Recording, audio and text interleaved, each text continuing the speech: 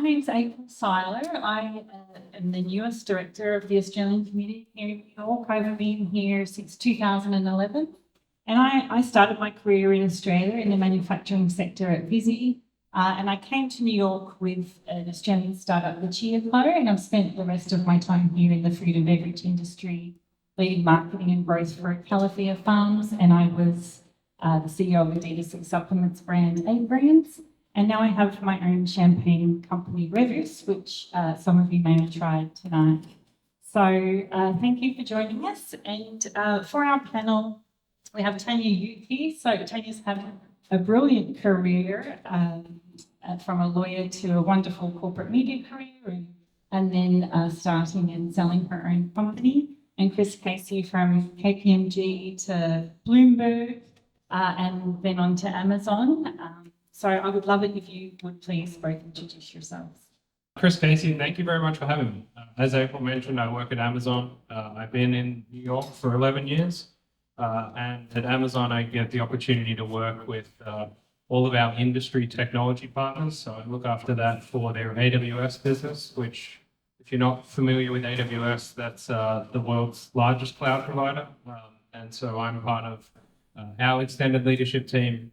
I get to work with companies all around the world, from GE Healthcare to Volkswagen, leading a team of people across about 15 different countries for AWS. So really excited to be here. And a big part of my role at AWS is around inclusion and being a male ally in this space. So we're going to get into a few examples of what we've done now. Yeah, I think that's perfect. If we can kick off, Chris, can you just tell us exactly about your role and what is involved, some of the initiatives that you have being a male ally there?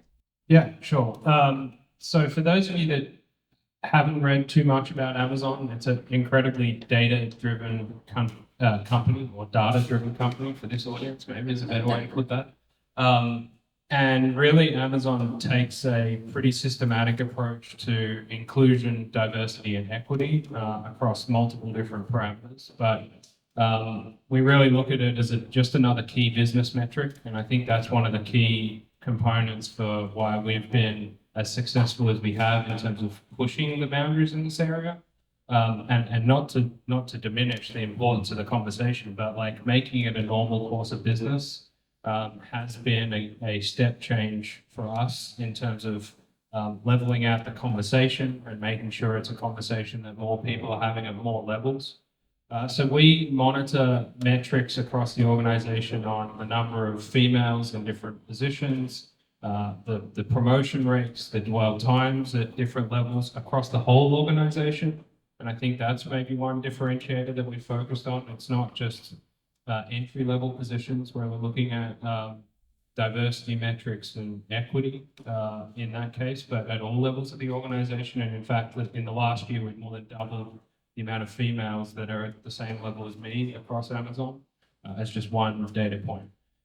Then underneath that, it's really about creating mechanisms to foster innovation in the area. And there's a saying that Jeff Bezos has, who's our founder, that good intentions don't work, mechanisms do. And I think that's really true. And it's certainly true in business with AWS and Amazon, but I think it's true in this area. And James was touching on it at the start. That's what really excited me to get involved here, where it's not just a networking, it's not just a conversation, but it's the sharing of ideas and what's working, what's not, and what's maybe going to move the needle. To give you some specific examples, we've piloted a whole bunch of different things in this area. One of the things that we recently piloted was a concept of reverse mentoring. So flipping the head on the traditional mentor-mentee relationship, we still have those. There's over 6,000 mentors across AWS and Amazon that are the more traditional senior person mentoring a more junior staff member. But we piloted a concept of a reverse mentorship program, which is actually where there's senior leaders at Amazon, typically male, that are being mentored by a lesser tenured female employee. And really the objective there is there's still some benefits of the traditional relationship that we've talked about, of a mentoring relationship, but it's actually helping a male ally in this case, who might be in a more senior position, get some unvarnished understanding of what it's like to be a less tenured person who's trying to grow in the tech industry in the States. And that's been really impactful because it's helped get executive sponsorship on initiatives that probably otherwise would have, not been raised as efficiently as they could be. And it's also helped create opportunities for exposure in terms of building relationships and therefore creating more career development opportunities in terms of moving laterally for different individuals.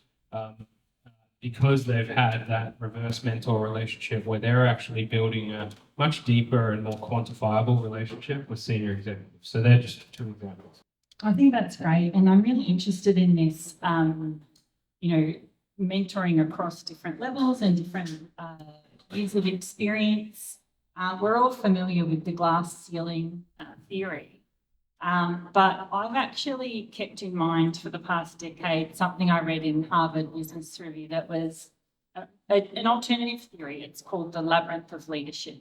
And so rather than this glass ceiling that you kind of have to be good enough to punch through and get to the other side, this alternative theory is that women actually face equal challenges right throughout their careers, whether it's from the entry-level positions through to, the most senior executive C-suite. So yeah, I'm just really interested to see how you've seen biases play out in your organisation at different levels. Does it get easier as you get closer to the top? What are some of the things that you've seen? Yeah, as a male, to be very honest, I can't comment on whether it gets easier. Maybe I should turn the question back on to you, and you can maybe answer after I finish. But what I can say is, even maybe just in life, like people talk about the if and when principles of like, if I get this new car, I'll be happy. If I get this pay raise, I'll be happy. I put a little bit of what you're saying into that bucket because, even just as an observer, you can certainly see that the challenges might change and maybe some of the initiatives that can invoke change for the better in terms of equity in this space might differ at the level, but I don't think it goes away. My boss is a really successful female. She used to work at Cisco and now she's at AWS. She's an inspirational leader. I'm sure she has challenges that she's facing, and that I know for a fact, there's a lot of more junior females on my team that look up to her as a real mentor. And I'm sure some of them in their head really feel like, well, if I get to the level that she's at, which is really senior in a very large US corporation, that all of these challenges will go away. And I just don't think that's the reality. And I think one of the things that we've really promoted in terms of conversations in this space is a concept called psychological safety, which, to put it very simply, is just removing fear for people to asking the really silly question, or if they don't understand something, or they don't necessarily agree with maybe, an initiative or a project, but they feel like they have to because it's the topical theme, and that's the thing that everyone's talking about today. Really creating that culture where people feel safe to speak up if they don't understand something or they feel like there's a better way to do something. And we've been doing that at all levels of the organization because I do think there's a natural apprehension for certain people as they get more senior that they feel like the blast radius of them screwing up or saying the wrong thing is higher. And then that actually exacerbates the problem that you talk about here. I don't know, what have you experienced? Like turning the moderator role onto you. Yeah, look, I think that's the reason I do prefer that labyrinth theory, because I have seen that the challenges are of equal strength at all levels of the organisation. Having the CEO title and then still facing bias from, junior males sort of 2 or 3 levels down. So yeah, that's why I prefer that theory. Tania, would you mind just stepping back and introducing yourself, and then perhaps straight into the first question, which Chris has just really addressed around dealing with biases at different stages of your career? I'm not exactly sure when the call dropped, but I believe I was just talking about starting Shareably, which was a social media analytics company that I founded back in late 2013. Led it to acquisition about a year and a half ago to another big measurement and insights company, and am now, thinking a lot and sort of reflecting on leadership and, you know, what lessons are learned having experienced both being an employee and going through that founder CEO journey. So thinking a lot about that space. And I think coming to your question, it's a little bit of a double-edged sword. On the one hand, being too acutely aware of how stacked in some situations the odds are against you, almost could become a self-fulfilling prophecy. So I think it's important to have conversations like these where we take a lot of that fear of addressing these issues head on out of the equation. I think that's really productive. But I think also understanding that at each stage or at each level you unlock, whether it's getting a promotion or whether it's raising venture capital or anything, that in many ways, you know, many women are still paving the pathway for new models and new archetypes of what women look like doing those things. So I think the more muscle memory we can build about that, the more pattern recognition there will be. And I think the easier it gets for everyone else over time. But I was personally quite surprised at how early in that journey many corporations are, and certainly, you know, fundraising and going through multiple rounds and then getting acquired and all of those different steps, you do, you know, start to sort of realize stuff that's a little wacky. Chris, do you have any examples or advice for men maybe here tonight or watching on LinkedIn that want to be better male allies? So, you know, a lot of the programs, I guess, that are in place, it involves people self-identifying and volunteering themselves, but we'd love some advice around how they can help. So, you know. Yeah, I think there's maybe different levels of commitment, but all of them can be positive. The first one, I mean, the reason why we piloted the Reverse Mentorship program was there was a few male allies that were in the stage of we really want to do something but don't know how. And the how sometimes is just shutting up and opening your ears and listening. And that is like, we found like a really safe entry to like getting people involved. And so that would be my first advice. And then honestly, actively contributing to initiatives where there are some, you know, we've got multiple initiatives where it's helping individuals who are going through the promotion process at Amazon all the way through to speaking, coaching, and engagement. So there's some tactical, very work-related items that have an implicit support and help in this topic area, but don't have to be like a distinct project that you're doing specifically around, you know, helping create professional equity for females at Amazon, but you're helping them in their role and be more successful in their role, which is just having a tangible impact. And then honestly, like one of the most effective mechanisms that we have within our organization is a Slack channel dedicated to to initiatives like this, where people are throwing out ideas of things they're trying, reporting back results, reporting back lessons learned, and then that creates a continuous feedback loop to help other people copy ideas and, you know, expand on ideas. And I think, you know, not to steal the thunder, but from what James and, you know, the team here are doing with this network, I think that's one of the real objectives out of this, to create a mechanism like that. So getting involved early and discussing what's working and what's not is by far the most effective way to have a difference. That's fantastic. Great to hear about the willingness of people to share lessons learned. And I think that's an important, really, breakthrough for company cultures and for societies, being able to have those conversations that, do you remember when we used to speak like this? Or do you remember when we used to, and that we learned that that's not okay. And I think that becoming just commonplace and acceptable is a big part of change. And what about you, Tania? Any advice for male allies, or perhaps from your experience in the VC world? Yeah, I mean, I would say, I think the most, like, let's start from a base where you assume good intentions. So, you know, anything that's not well-intentioned, that's kind of a separate conversation. So let's assume that. I would say, I'd encourage everyone, men in the audience or listening, to just maybe challenge themselves to develop more sensory acuity around difference. And what I mean by that is there's a, traditional kind of male-oriented way of spotting a high-performing employee, right? They might be more vocal, or they might put themselves forth more, or they might do these certain actions that get them noticed. And I think, when I speak to, women who are earlier in their career, often the biggest question is like, how do I get noticed? How do I get, how do I stand out, etc. And I think, developing that sensory acuity to focus on outcomes or specific work, as opposed to who might be the most polished at speaking about it, or the most likely to,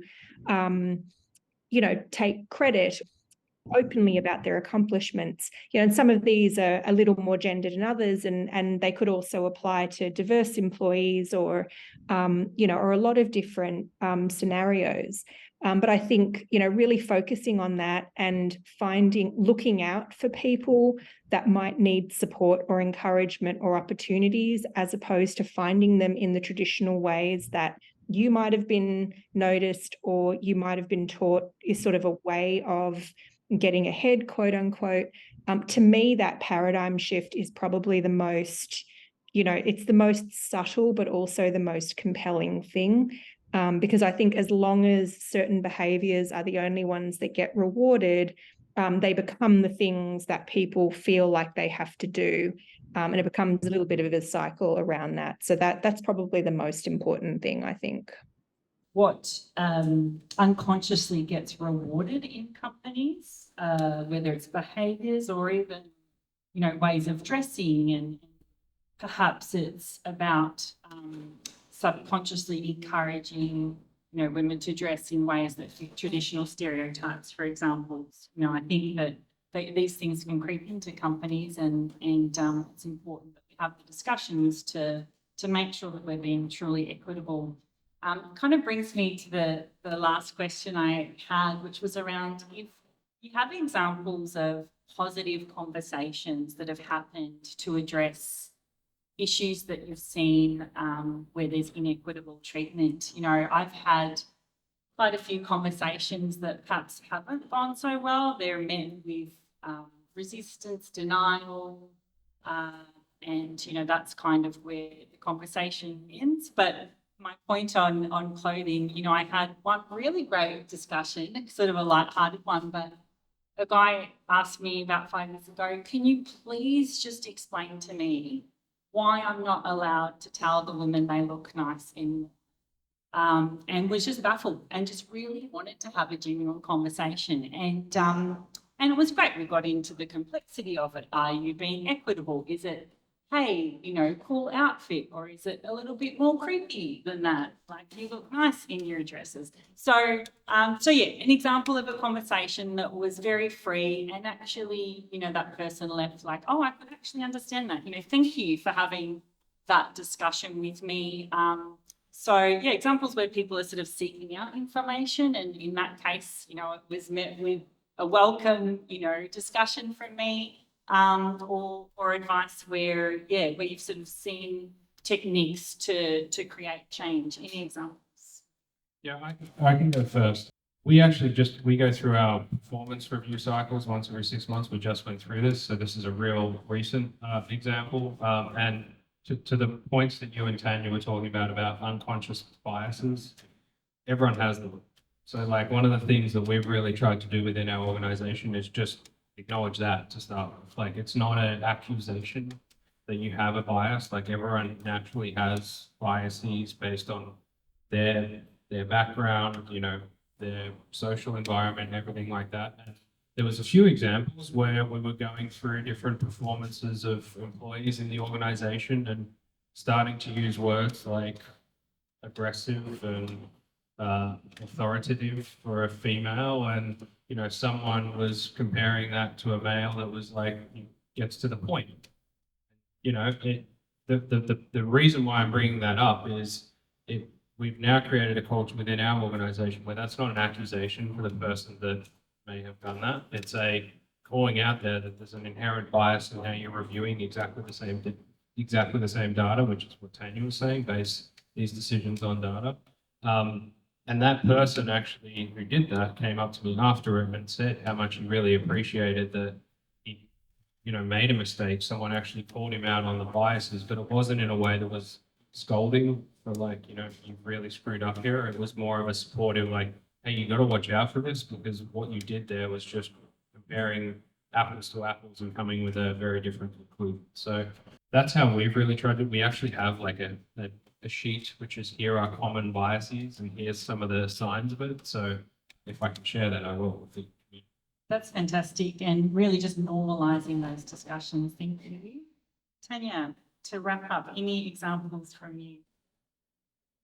Oh gosh. So I'm going to flip the question a little because my experience has been in the moment is almost never super well received, like exactly, because no matter in my experience, particularly if it's myself or someone, in a role expressing this maybe to someone a little older or others, it's very hard for that to be a super pleasant conversation in the moment. But I think that point about not making it be accusatory, but just calling it in that moment is really critical, and doing it in in an open way where, and maybe it's even something that you chat with someone aside where it isn't sort of a group call out. But I guess the biggest point that I want to hit on this question is it's always kind of uncomfortable. It would always be much easier to say nothing and to just let that moment slide. I just do want to encourage everyone, men and women, like everyone, please, please, please, don't let those moments slide, particularly if you're a little more senior. It's on you to call those things and to not just leave it to more junior employees to have to, sort of raise that up. Even if it's something that you normalized throughout your career because it was so common, I think it is really an obligation of everyone in any sort of management roles at all levels, of course, but particularly if you're senior, to call that out, even if it's uncomfortable and even if it's not in your own best interest at every single time, because you may come across as a little difficult or a little, whatever in that. I just think it's so critical because it's only if we call it over and over does stuff start to shift, and only if we can kind of take the yuck out of calling it does it become, do we start to build some muscle memory around it. I think that's wonderful, Tania. That's one of the things that I definitely see is, fear around being labelled negative. Yeah. Or like too sensitive or whatever. And you're like, it's, yeah. I mean, that like you look, why you can't say you look lovely. Like I've had that conversation at least 3 times in the last 4 months, and it's like, do we still need to say this? It's like, yeah, we kind of do, so, and we're just going to have to keep having this conversation until someone thinks twice about it and goes, is this creepy? And if you even suspect it's creepy, just don't do it. Right? Like it's pretty simple. So yes, and I've definitely started flipping it around, right? Would you do using the filter, would you say that if I was a man? Or actually just passing the compliment right back. And it makes for interesting conversations. But thank you so much. I think just to wrap up, one of the things that we talked about as a group is where to from here. We come to these things and, we had a good chat, but where is this all going and what are we going to do about it? So we wanted to sort of put some homework onto the group.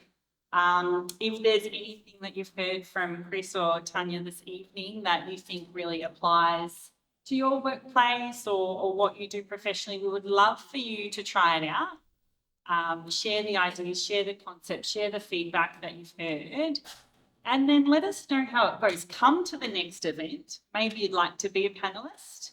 or maybe you'd like to just filter in the feedback. But please do come to the next event and let us know how it goes. Even if it's terribly, then you have someone to come and talk to about it, right? So we want you to practice these concepts. The next event, sort of late September, early October.